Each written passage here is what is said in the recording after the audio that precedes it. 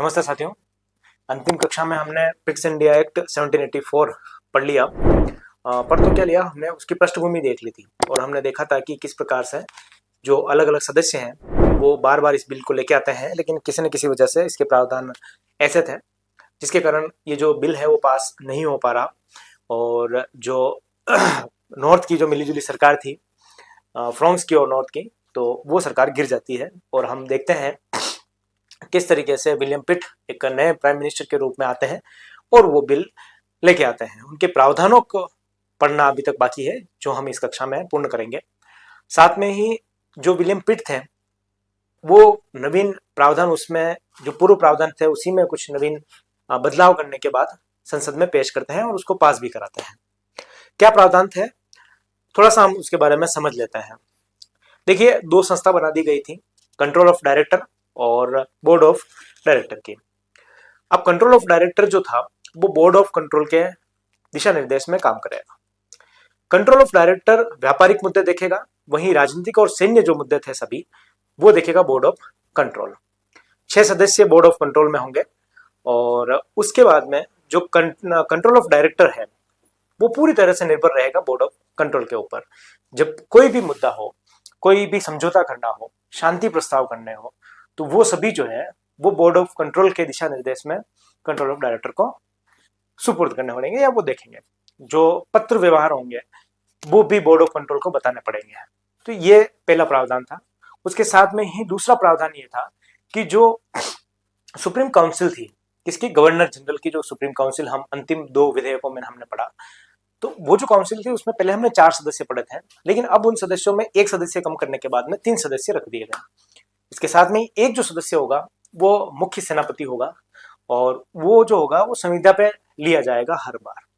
उसके बाद में जो नगर परिषद थी या नगरीय प्रांतीय परिषदें हम कहें, उसको खत्म करने का अधिकार सीधा सीधा जो था वो गवर्नर जनरल को था। और साथ में ही जो समझौते कर रखे थे ब्रिटिश ईस्ट इंडिया कंपनी ने, जो युद्ध किए थे और जो टेरिटरी ले ली गई थी, जैसे कर्नाटक, मैसूर, आंग्ल मैसूर युद्ध पढ़ते हैं, आंग्ल सिख युद्ध के देखते हैं, तो उन समय में जो बंदिशें दी गई थी वो सभी खत्म कर दी गई। और ये कहा गया था कि क्योंकि ये जो है, ये जो हमने किया है, ईस्ट इंडिया कंपनी ने जो किया है वो उस देश के राष्ट्र और गौरव के प्रति सही नहीं है, इसलिए ये जो है इसको खत्म कर देंगे। तो ये कुछ मुख्य प्रावधान उसमें रखे विलियम पिट ने, पीएम। तो और ये जो पिट्स इंडिया एक्ट था वो पास किया गया। तो ये इसके कुछ मुख्य प्रावधान थे। इतने प्रावधानों को पढ़ा और उसके बाद में हमने देखा कि इस तरीके से ये चेंजेस किए गए थे और अंतिम रूप से ये जो बिल था वो पास होता है और विधेयक के रूप में आ जाता है। चलिए लिख लेते हैं इन प्रावधानों को।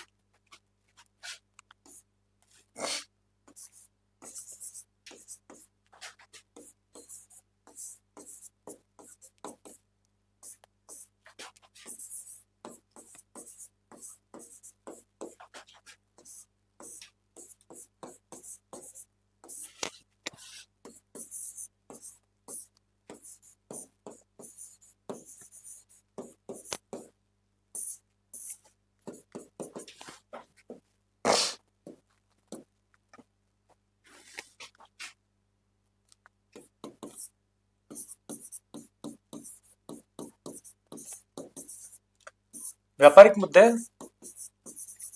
और सैनिक और राजनीतिक मुद्दे,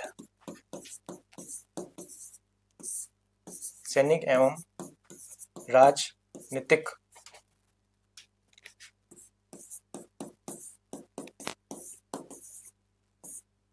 मुद्दे। अब इनके लिए साथियों सबसे पहले जो व्यापारिक मुद्दे हैं उनके लिए कोर्ट ऑफ डायरेक्टर बनाई गई, हम बार बार सीओडी लिखेंगे, और इसके लिए board of control, board of control लिखेंगे। अब जो सीओडी थी यानी कि code of control of director थी, कंट्रोल ऑफ डायरेक्टर बीओसी यानी बोर्ड ऑफ कंट्रोल के निर्देशन में काम करेगी।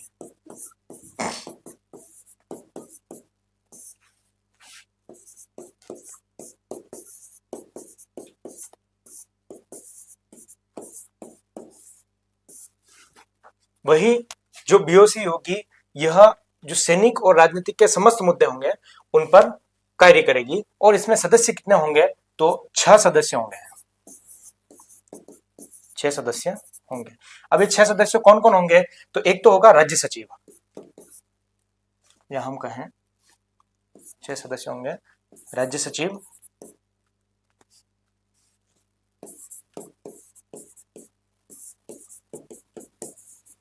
राज्य सचिव एक। उसके बाद में जो राज्य सचिव हो गया, राज्य सचिव के बाद में एक वित्त मंत्री होगा, एक होगा वित्त मंत्री। और 4 जो होंगे वो होंगे प्रीवी सदस्य, प्रीवी सदस्य। तो ये कितने हुए? 4, 5 और 1, 6 हो गए। अब जो सीओडी होगी यह शुद्ध पत्र होंगे। शुद्ध पत्र यानी कि जो सामान्य रूप से पत्राचार हो रहे हैं, जो बोर्ड ऑफ कंट्रोल जानता है कि हाँ ये सारा व्यापार हो रहा है, उनके अतिरिक्त जितने भी जो पत्राचार होंगे वो पहले बीओसी देखेगा, यानी बोर्ड ऑफ कंट्रोल पहले देखेगा, उसके बाद इनको अनुमति देगा। ठीक है, तो शुद्ध पत्र के अतिरिक्त, शुद्ध पत्रों के अतिरिक्त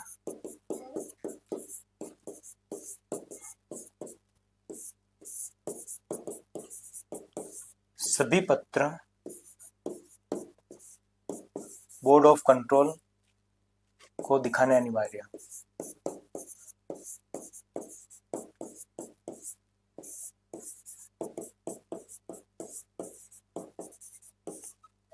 ठीक, तो पहला प्रावधान इस तरीके से रखा गया था। 2 भाग कर दिए गए थे, एक तरफ सीओडी रखा गया था, एक तरफ बीओसी रखा गया। तो ये जितने भी थे कंपनी के व्यापारिक मामले देखते थे, और ये सैनिक और राजनीतिक मामले देखते थे। चलिए बढ़ते हैं आगे, और नेक्स्ट हम देखते हैं कि जो गवर्नर जनरल की सुप्रीम काउंसिल थी, सेकंड गवर्नर जनरल की सुप्रीम काउंसिल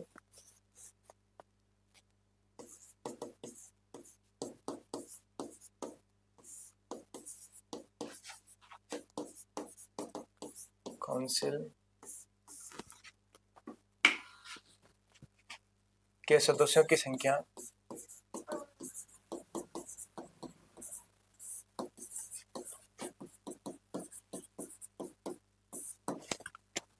4 से 3 कर दी गई।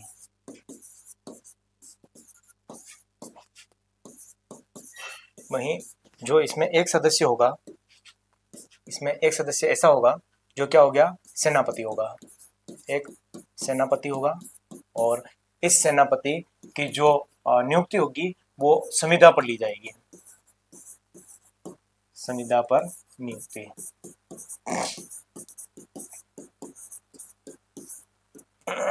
मतलब कुल मिला के बात यह था कि जो ईस्ट इंडिया कंपनी है उसको तोड़ने का काम यहाँ पर किया जा रहा था। वहीं प्रांतीय परिषदों की हम अगली बात करें तो प्रांतीय परिषदों को बर्खास्त करने का जो अधिकार था वो गवर्नर जनरल को था। यानी कि जो प्रांतीय परिषद थी, प्रांतीय परिषदों को बर्खास्त करने का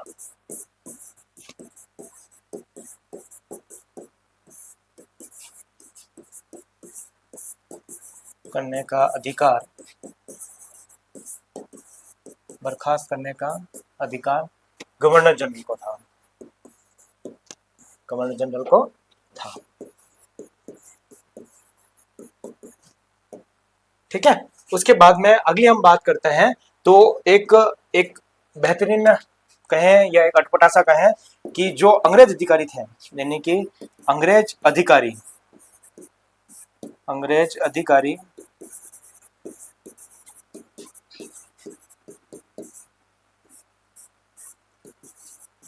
के मुकदमे हेतु इंग्लैंड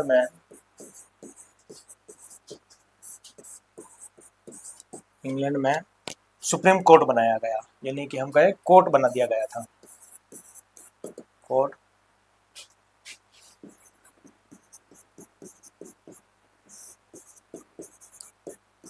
मतलब ऐसा कानून था जो कि आप अंग्रेज अधिकारी सभी यहाँ पे भ्रष्टाचार करें और उसके बाद में जो भी मुद्दे होंगे वो को इंग्लैंड जाके सारा सॉल्यूशन होगा या कोर्ट वहाँ पे केस फाइल होगा। तो बड़ा अजीब सा एक ये प्रावधान था इसमें। ठीक है, अब हम अगली बात करते हैं। तो जो आक्रामक मुद्दे थे हो गए अपने 4-5वां, आक्रामक नीतियां, आक्रामक नीतियों जैसे कठोर संधियां,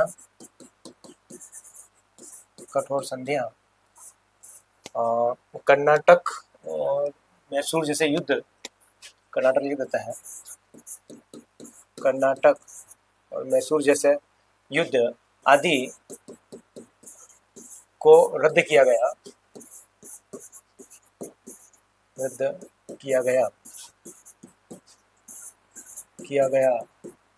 यह कहकर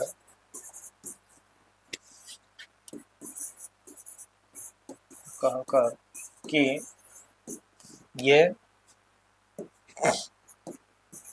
ये उस राष्ट्र के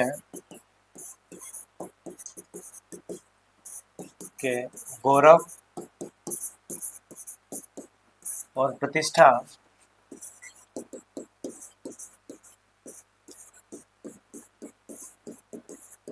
पर आघात है।